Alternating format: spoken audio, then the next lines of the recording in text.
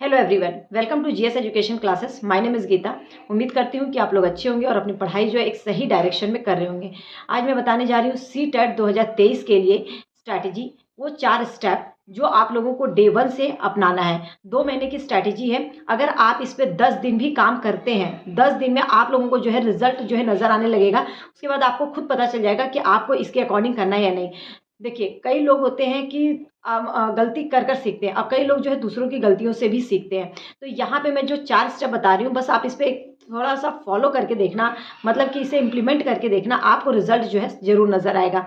तो पहला स्टेप जो है, सबसे पहले CTET के एग्ज़ाम का पैटर्न, एग्ज़ाम के पैटर्न को आप लोगों को समझना पड़ेगा। जो CTET का पेपर है, पेपर 1 और पेपर 2, ठीक है। इसमें पेपर 1 में 5 सब्जेक्ट होते हैं, पेपर 2 में जो है 4 सब्जेक्ट, मतलब 4 सब्जेक्ट हम मान सकते हैं। तो इस दोनों ही पेपर में 3 पेपर ऐसे होते हैं जो कॉमन होते हैं। सबसे पहले आप समझ लीजिए पेपर 1 में कौन कौन सा पेपर होता है। देखिए, सबसे पहला जो होता है CDP, child development and pedagogy. दूसरा जो होता है हमारा, इसमें मैथ्स आता है। तीसरा EVS, और उसके बाद जो है लैंग्वेज 1, लैंग्वेज 2। लैंग्वेज 1 और लैंग्वेज 2 पर मैं एक वीडियो बनाऊंगी कि आपको इसको सेलेक्ट कैसे करना है। सबसे पहले लैंग्वेज 1 जो है आप लोगों को एक चूज़ करना होता है, और दूसरा जो है लैंग्वेज सेकेंड। और उसके बाद जो CTET का दूसरा पेपर है, उसके अंदर अगर बताऊँ तो पहला उसमें भी CDP होता है, child development and pedagogy.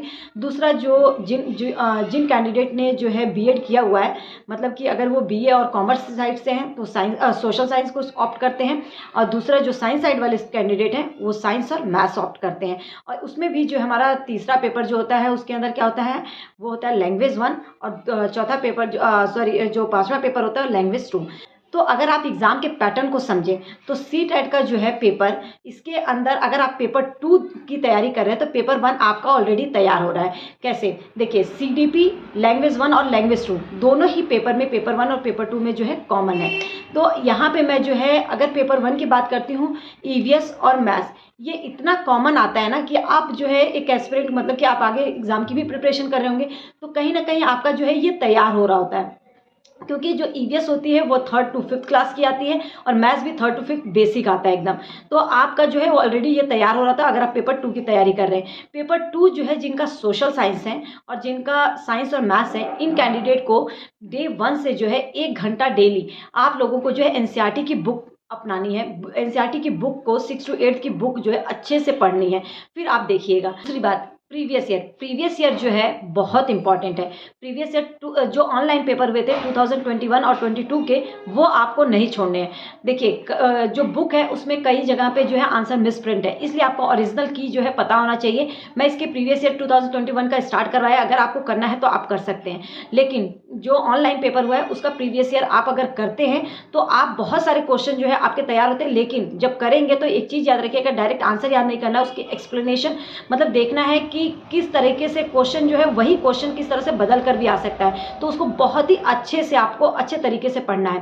Previous year को सॉल्व करते समय आप लोगों को एक चीज़ ध्यान रखना पड़ेगा कि जो प्रीवियस ईयर है, ये देखें कि कौन सा टॉपिक जो है बार बार आ रहा है, किस टॉपिक से क्वेश्चन बार बार आ रहे हैं। जैसे कुछ टॉपिक जो है बार बार रिपीट होते हैं, कोहलबर्ग हो गया, वाइगोत्स्की हो गया, जीन पियाजे हो गया, थॉर्डनाइक हो गया, ठीक है। तो ये ऐसे टॉपिक हैं जिसमें प्रोग्रेसिव एजुकेशन होता है, इंक्लूसिव एजुकेशन होता है, इनसे बार बार क्वेश्चन आते हैं। तो इन टॉपिक पर आपको जो है शॉर्ट्स नोट प्रिपेयर करना पड़ेगा, जो कि at the end of the exam, मतलब एग्जाम के एंड में आपको रिवीजन में बहुत हेल्प करेंगे। और इससे जो क्वेश्चंस को जब आएगा तो आप बहुत ही आसानी से कर लेंगे।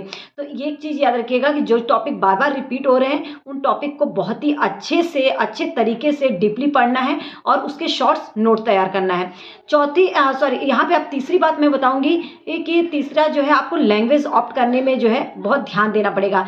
जिस लैंग्वेज पे आपकी कमांड अच्छी होगी उस लैंग्वेज को 1 में रखना, और दूसरा जो है लैंग्वेज 2 में रखना, तब आप जो है लैंग्वेज में बहुत ही अच्छा स्कोर कर पाएंगे। चौथी बात, मॉक टेस्ट। 1 महीने के बाद जो है मॉक टेस्ट लगाइएगा। मॉक टेस्ट जब लगाओगे तो आप लोगों को खुद नजर आएगा कि आप कहाँ पर थे और कहाँ पर अपने आप को देख रहे हो। तो आप लोगों को खुद नजर आ जाएगा। मॉक टेस्ट जब आप कर लेंगे तो आप लोगों को खुद पता चलेगा कि आप किस लेवल पर हैं, मतलब CTET पास करने के बहुत ही करीब पहुंच जाते हैं आप लोग। तो अगर आप लोगों को इन सब चीज़ों को अपनाते हैं तो मैं डेफिनेटली कह सकती हूँ कि आप बहुत एक अच्छा स्कोर कर सकते हैं। ये थी 4 स्ट्रैटेजी जो कि आपको डे 1 से फॉलो करना है। इसी तरह से टिप्स एंड ट्रिक्स CTET के रिगार्डिंग आप लोगों को जानना है और किसी भी टीचिंग एग्जाम से रिलेटेड इन्फॉर्मेशन चाहिए, यहाँ पर मैंने जो है CTET और UP-TET की बेसिक से तैयारी स्टार्ट करवाई है। अगर आप लोगों को मेरे साथ करना है, कॉन्सेप्ट प्लस प्रीवियस ईयर को समझना है, तो आप जो है मुझे सब्सक्राइब कर लीजिए, मेरे चैनल को सब्सक्राइब कर लीजिए ताकि वीडियो की नोटिफिकेशन टाइम पर मिलते रहे। और वीडियो पसंद आई हो तो प्लीज़ हिट लाइक बटन।